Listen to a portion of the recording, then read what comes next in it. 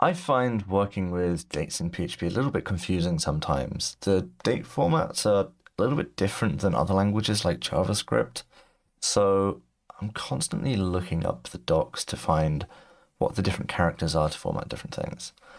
The Tempest extension helps with formatting dates in a couple of different ways, and it will work with any date function, so like the basic date function or date format, or if you have a DateTime class and you're trying to format it, that will work as well. So let's take a look here. As I start to type date, we'll get a suggestion of all of the different characters here that are allowed in an input. And at the right-hand side, it will show you in the pop-up exactly what the output of that will be and a description of it. So you can just look through and browse for the one that you want if you don't remember off the top of your head. And as you'll see as we start to type here, at the right-hand side, there's also a code lens that shows exactly what the output will be.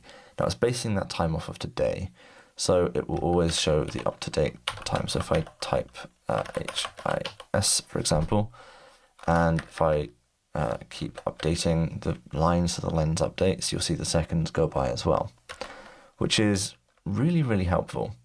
And you can keep doing this as your cursor is inside the date function.